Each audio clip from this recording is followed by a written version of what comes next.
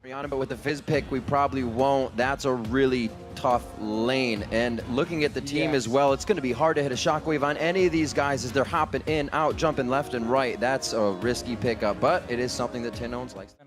It's going to be crazy. We have to consider if Alliance coming in here as the super team, this is what they built for. Will they continue to go winless in the group? Remember, we'll be checking back throughout the game to see how the poll shifts. Keep voting on Twitter by sending either hashtag ALLwin or enough and get Fizz to use all the sustain he has. Then he starts falling back and has falling behind. Top lane though, gang onto Lep. Uh-oh, Lep in trouble here. He does have his flash up very low. He's trying to hold it for the last second. Scrap shield goes on and he blows the flash and goes down. Had to consider the red buff as well there. Would have taken him out. He's gonna walk in, Flame Spitter running. Wicked wants to take damage and hard get to this bait him. Yeah, he's trying to bait him in, trying to keep that blade surge going, trying to show that he's using it. There's the kick, gonna land on towards him, but I think Lem might be safe on this one. You can see he's gonna try and get away. They're gonna have to tower dive, and they will go for it. They have enough damage. Wicked taking too many tower hits. He just about gets away. Shook will be able to walk off as well, and just makes you want to pull your hair out. 6 minutes, actually almost 7 on the clock. Oh wow, going for the dive on this one. Thinking Playful Trickster out, and that is the utility and damage that they bring. I said it was going to be a hard matchup because mid lane, Wicked went aggressive in the top onto Lep. You can see he burned his equalizer and his flash. Danagorn finds Shook, kicks him in there. He's got the support of Froggen, flashes straight out of it, tries to force him away. Playful Trickster's not going to find him. The ignite will. No! Would love to get that. Maybe have a lane to farm it for a little bit. Up towards the top lane. Once again, this is definitely a diveable thing. Transcendent Blades coming out from Wicked. They kick him up against the wall, and they are going to take down Lep once again.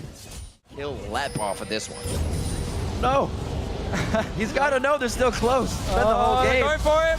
Oh, they're going to jump in. He gets kicked backwards. Wicked tries to slow down. In comes the rest of Kabum, though. They try and collapse around him. They do not get the lantern down in time, and Shook gets himself the 4th kill. He's going to cause problems, like you said. Nobody can deal with him right now. He's just going to keep on split pushing, keeping all the problems on him. Kabum maybe going to try and create a play here. They catch Shook out. This could be some good goal. The kick on Danagorn. He tries to jump away, but he will be taken down. The first kill for Kabum. Such a nice hacking all over the map, and it kind of leads to Dragons. The first, and finally, as they go for Dragon, it's going to be Alliance first. They have all the wards around them. They pretty much paid for this Dragon, so they need it back. They're getting the best of both worlds. They've taken the Dragon and put a massive dent in towards that top. Step up something here to slow Alliance's slow chokehold. Might go for Froggen here. Stepping up a little bit. Chum the Waters comes out. Dan's quickly stepping out around that one. He's going to come up with a kill for himself. Flashes to land the Trickster. Ardent Blaze hits. One more shot's going to give Minerva the passive movement speed. He picks up the buffs, but what can they gain off of this? Well, you get assist for your team. Let's see what they do now. He's definitely put a target on his head with that Rumble pick. It has such a high win rate, so Alliance was not going to let that go through the game easily. They take down Lep once again at 0-5-0. Happily slides through. Tinons thought about closing the gap, but while it's all happening, Alliance just closed out another objective, and the Dragon goes their way, keeping the gold flowing in their direction. It's been all about this top lane here. You even see Alliance plays like the pink from Kabum is focused on this top lane here. And poor Lep, he's really been in trouble, and man, double Danish. Double.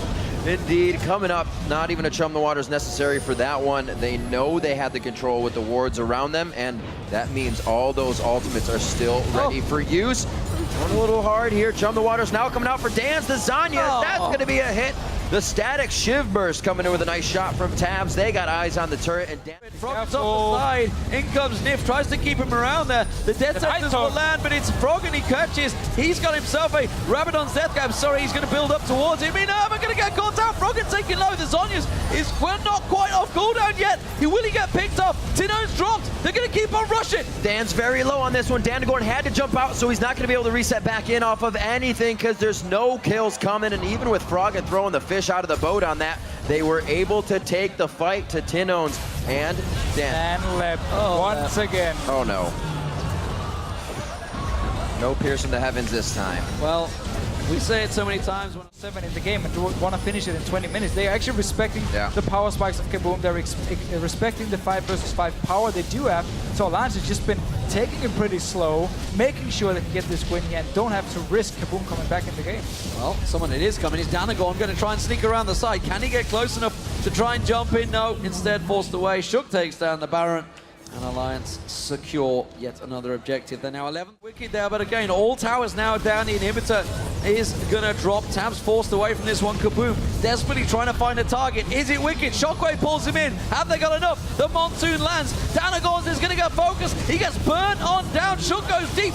Punts left straight back in towards Alliance. They give themselves a second. Tabs gets himself the double. Keeps on pushing through, and Kabum are forced away. It is finally one kill. Shook will drop, but all inhibitors are now down, and Alliance have themselves a strong chance to win. They can just go back now here, buy some items, wait for your super minions to also stay around with your Baron buff. I mean, you have a lot of minions spawning into the base here. No super minions just yet, which is what they want. Really make the last push. Still have taps. You can take down these towers in just a few seconds. You have Lich Bane and Froggen as well. TP from Wicked. Alliance don't care about super minions. This looks like it could be the final push here coming in. Tabs, we were saying earlier on the analyst desks, liking to see these 80 carries not afraid to step up and hit these turrets while the turrets are hitting back. And we saw Tabs face checking a little bit there. He gets out safely. 402 for him on this game. Doing very well for the team, keeping himself safe on that split push as well. Dragon's live, but it's all about what's in front of their eyes right now. Alliance is still staying to keep this game in their favor. Well, double super minions pushing in. You gotta wonder what's holding Alliance back. I know the Baron buff's worn off, but come on, guys.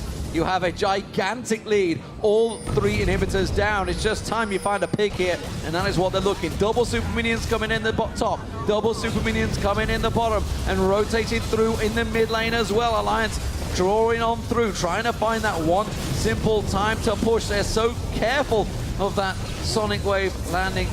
Shockwave landing of Tino. I'll get it the right way around eventually. This time around, Froggen is pushing in. Danagon's going to be the focus. Wicked jumps on towards him. They force him back onto the fountain right now. They put the damage down on the Nexus turret. Alliance will finally take their first victory at World Championships. It's been a long time coming, that's for sure. And they still took the time to do it here. Oh. Doesn't look like it's going to be an easy road, though, with this being the first win the team created to win Worlds, a super team from Froggen. Struggling a little bit, but that win definitely going to bolster the spirits somewhat. Yeah, and for Kabum here, I mean, we kind of saw the same tactic. Dance and Minerva down this bottom lane, they can handle themselves in a 2v2, did a very good job, got the tower as well. Minerva didn't even die in the game here. And then Leb is always the focus for the enemy team. We want to kill him as many times as possible in the top lane here. Yesterday, Danagon was sitting in the bush waiting for pretty much the entire game long. Today, he decided to farm a bit more, and suddenly Shook was there to just kill Leb. Not sure if tomorrow if he's going back to the wait game and just hope to counter gank early on. I mean, it is so hard because there's so much focus on Leb up in this top lane. Yeah, I kind of feel sorry for him, honestly. 0-8-1 at the end there was constantly out. Wicked and Shook working very well as a combo, but that's a good sign for Alliance fans, the fact that they did work out so well. But let's not get carried away, because Shook was on Lee Sin, Wicked was on Aurelia, both on their very favorite champions. Some good picks there. Also, got to consider that win weight on Rumble. They didn't want that to happen again for the game. They actually weren't even able to use a Rumble All in conjunction with an Ori ult around.